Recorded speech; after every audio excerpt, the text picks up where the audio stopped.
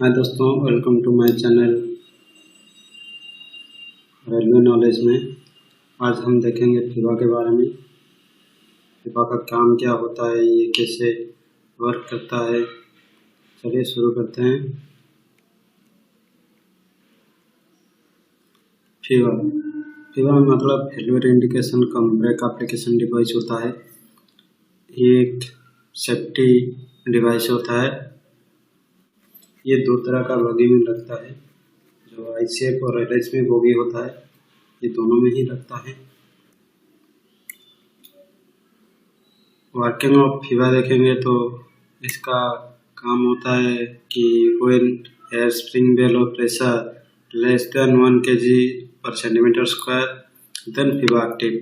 FIBA कब work करता है? जब एयर बेलो में 1 kg या 1 kg से कम प्रेशर रहता है, तब फीबा एक्टिव हो जाता है, तब फीबा के काम करता है।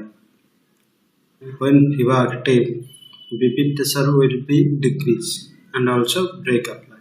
जब ब्रेक पाइप में प्रेशर 5 kg रहता है, तब ये रिलीज अवस्था में रहता है। जब 3.5 kg से घट जाता है BP प्रेशर ब्रेक पाइप में, जब BP प्रेशर 3.5 kg से घट जाता है, तब ब्रेक अप्लाई हो जाता है। तब फीबा का काम होता है कि ये जब 1 kg से कम होता है स्प्रिंग बेलो में, ये तब एक्टिव हो जाता है। एक्टिव होने के बाद ये BP प्रेशर को गिरा देता है। BP प्रेशर जब गिरा देता है, तब ब्रेक अप्लाई हो जाता है। तब अप्लाई होने के बाद क्या करेंगे कि इसको ब्रेक रिलीज करने के लिए और फीबा को बंद करने के लिए दो ही तरह का टेक्निक यूज किया जाता है, जो होता है रीसेट और आइसोलेट।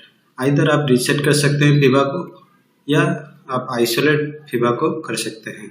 तब BP प्रेशर गिरना कम हो जाएगा, उसके बाद वो चार्ज हो जाएगा। चार्ज होने के बाद ब्रेक पाइप में जो प्रेशर रहता है 5 kg हो जाएगा, उसके बाद ब्रेक रिलीज हो जाएगा।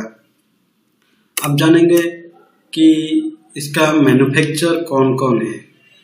मेनली 3 डिफरेंट कंपनी मैन्युफैक्चर करता है फीबा को। जो मेनली ज़्यादा प्रोडक्शन करता है वो नॉर होता है, और दूसरा फैब्रिक होता है। तो तीसरा जो कंपनी है वो बहुत रेयर देखने मिलता है। इंडियन रेलवे बहुत कम यूज करता है उसको। उसका टाइप है एस्कॉर्ट। एस्कॉर्ट टाइप का जो फीबा बॉक्स होता है, तो वो बहुत कम टाइप यूज होता है। फीबा बॉक्स 3 तरह का ही होता है। चलिए देखते हैं फीबा का डायग्राम और फीबा कैसे काम करता है, उसको हम समझेंगे। Diagram of FIBA. देखिए, डायग्राम इस तरह का कुछ होता है। आप जैसे देख सकते हैं, हम दिखाने के लिए कोशिश करते हैं। ये होता है लेवलिंग भाल्व। लेवलिंग भाल्व होता है, आप देखेंगे इस डायग्राम में, देखेंगे कैसे लेवलिंग भाल्व कहाँ होता है और कैसे करते हैं। बॉल पेन में लिख देते हैं। जैसे कि आप देख पा रहे हैं, ये FP है। FP का फुल फॉर्म होता है फीड पाइप, और BP का फुल फॉर्म होता है ब्रेक पाइप। इसमें प्रेशर रहता है, इसमें प्रेशर रहता है, और इसमें भी प्रेशर रहता है। इसका प्रेशर रहता है, BP में रहता है 5 kg/cm², फीड में रहता है 6 kg/cm²। ये जो ब्रेक होता है, ब्रेक का BP का मेन काम होता है ब्रेक अप्लाई करना और रिलीज करना, और फीड का काम होता है कि ये जो ब्रेक अप्लाई और रिलीज होने का समय, जो समय होता है, वो फीड जो ब्रेक अप्लाई और रिलीज होने का समय निर्धारित होता है, तुरंत होने के लिए फीड पाइप का यूज किया जाता है। इसको बोलते हैं ट्विन पाइप। तो ट्विन पाइप में ऐसे आप देख सकते हैं, यहाँ डायरेक्ट कनेक्टेड है कौन कि मेन MR। जो MR होता है यहाँ फीड पाइप से डायरेक्ट कनेक्ट होता है। उसके बीच में रहता है IC, जिसका फुल फॉर्म होता है आइसोलेटिंग कॉक, और उसके बाद रहता है NRV, जिसको हम बोलते हैं non return valve. Non return valve का काम होता है कि एक बार ये प्रेशर अगर आइसोलेटिंग कॉक होकर MR में पहुंच जाए, अगर कोई भी किसी कारणवशत ये प्रेशर यहाँ तक अगर फीड पाइप का प्रेशर बंद हो जाता है, तब इसका काम होता है, ये NRV का काम होता है कि ये प्रेशर जो MR में है वो इस तरफ ना जा पाए, इस तरफ ना जा पाए। ये इसको प्रोटेक्ट करता है प्रेशर को, ठीक है, MR में रखता है। MR का जो कैपेसिटी होता है वो 150 लीटर का होता है, और MR से कनेक्ट होता है ये pipe, trans pipe. Trans pipe 2 दिशा में जाता है, और वो 2 दिशा में जो बोगी रहता है, 2 ठो बोगी रहता है 2 दिशा में। ये बोगी हो गया, ये बोगी 2 हो गया, ये बोगी 2 हो गया, ठीक है। बोगी 1 बोगी 2 में यहाँ आइसोलेटिंग कॉक दिया गया है कि इसको ये आइसोलेटिंग कॉक दिया गया है, इसको चाहें तो हम आइसोलेट भी कर सकते हैं। देखते हैं, आइसोलेटिंग कॉक के बाद आता है हमारा LV।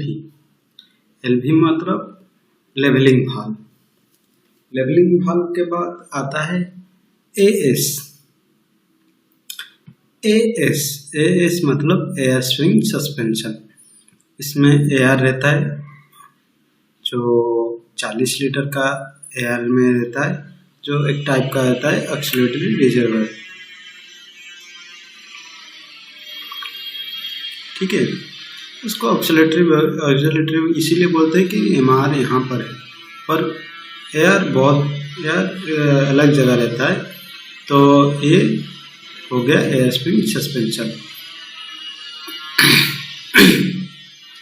Air spring suspension connect होता है फीबा से, और फीबा के बीच में रहता है एक, फीबा और एयर स्प्रिंग सस्पेंशन के बीच में रहता है एंगल कॉक। एक बोगी में, पूरा एक बोगी में, ये बोगी 2 में 2 ठो एयर स्प्रिंग रहता है। 2 एयर स्प्रिंग का 2 लेवलिंग वाल्व होता है, और फीबा रहता है, यहाँ पर फीबा बॉक्स रहता है। तो अगर आपको अगर कहीं एग्जाम में आपको पूछेगा तो एक पूरा एक कोच में कितना लेवलिंग वाल्व रहता है और कितना एयर स्प्रिंग सस्पेंशन रहता है, तो आप बोलिएगा कि 4 LV रहता है, जो लेवलिंग वाल्व 4 तो रहता है, और लेवलिंग और आइसोलेटिंग कॉक रहता है जो उसको ये करता है। तो मेन ब्रांच पाइप में जो लगता है ये 2 ठो रहता है, और फीबा के पास 2 ठो रहता है जो एयर स्प्रिंग सस्पेंशन का रहता है। एयर स्प्रिंग सस्पेंशन अगर पूछेगा कितना एयर स्प्रिंग सस्पेंशन रहता है, तो बोलिएगा कि 4 एयर स्प्रिंग सस्पेंशन रहता है। यहाँ देखिएगा, तो अगर यहाँ देखिए, अगर फीबा कनेक्टेड कहाँ से होता है कि ब्रेक इंडिकेटर से, और यहाँ ब्रेक पाइप से भी कनेक्टेड होता है। ब्रेक पाइप के बीच में आप देखिएगा कि IC है, आइसोलेटिंग कॉक है, यहाँ भी एक इंडिकेटर है, तो एक ही इंडिकेटर 2 दिशा में लगाया गया है। अगर कहीं कारणवशत एयर स्प्रिंग में अगर कोई लीकेज या फट जाए कोई कारणवशत, तो फीबा तब एक्टिव हो जाता है। फीबा एक्टिव होने के बाद यहाँ से आके बीपी प्रेशर गिरा देता है। आपको हम बोल चुके हैं, बीपी प्रेशर जब 3.5 kg से घट जाएगा तब ब्रेक अप्लाई हो जाएगा। तो अभी फीबा क्या करता है, बीपी प्रेशर गिरा देता है, जिसके कारण ब्रेक अप्लाई हो जाता है। तब टेक्नीशियन हो या लोको पायलट, वो आके इसको आइसोलेट कर देते हैं कि इसका पाइप का प्रेशर जो होता है गिरे नहीं। यहाँ से भी आइसोलेट कर सकता है, पर उसके बाद ये यहाँ से आइसोलेट करने के बाद इसको यहाँ से अगर एक एयर स्प्रिंग सस्पेंशन का प्रेशर गिर के फीबा एक्टिव हुआ है, तो वो दूसरा सस्पेंशन एक्टिव करते आइसोलेट कर देता है और उसका प्रेशर निकाल देता है। निकालने के बाद क्या होता है कि दोनों जो स्प्रिंग होता है वो उसका समान होने के बाद क्या होता है कि ट्रेन एक तरफ झुकता नहीं। अगर एक स्प्रिंग में अगर प्रेशर रहेगा तो ट्रेन इस तरफ, अगर स्प्रिंग में ये रहेगा प्रेशर रहेगा तो ये इस तरफ ये झुक जाएगा। तो इसी को झुकने के लिए इसको आइसोलेट कर देता है, इसका प्रेशर निकाल देता है। एक्चुअली फीवा लगाने का मेन उसको क्यों बोलते हैं हम कि ये एक सेफ्टी डिवाइस है, क्योंकि जो एयर स्प्रिंग सस्पेंशन होता है वो कम कॉस्टली होता है। जो स्प्रिंग लगता है, पहले स्प्रिंग लगता था वो बहुत कॉस्टली होता था और अगर टूट जाता था तो उसको चेंज नहीं कर पाते थे, या वो ट्रेन ऐसे ही थोड़ा झुका हुआ नेक्स्ट टेक्सचर पॉइंट में पहुँचता था। अभी इसके कारण क्या हुआ कि जो एक तरफ का अगर एक्टिव हो गया तो क्या करता है, दूसरे तरफ को ये एक्टिव किया जाता है, तो उसके बाद ये लेवल हो जाता है, उसके बाद ये ट्रेन आराम से जा सकता है। तो इसी एक्सीडेंट को बचाने के लिए फीवा लगाया गया है, इसीलिए इसको फीवा को बोलते हैं कि सेफ्टी डिवाइस है। ये डायरेक्ट किससे चार्ज होता है, फीड पाइप से चार्ज होता है, और किसको अगर एक्टिव होने के बाद किस प्रेशर को गिरा देता है, बीबी प्रेशर को गिरा देता है। ये एग्जाम में ज़्यादातर पूछा जाता है। अगर आपको भी कहीं एग्जाम में पूछेगा तो आप ऐसे ही बता सकते हैं, कोई ये नहीं है, दिक्कत नहीं है। पूरा हमको लगता है पूरा जानकारी आप लोग को मिल गया है। अगर वीडियो अच्छा लगा तो लाइक शेयर सब्सक्राइब करिएगा। अगर कहीं आपको डाउट है तो हमको कमेंट करो। थैंक यू दोस्तों।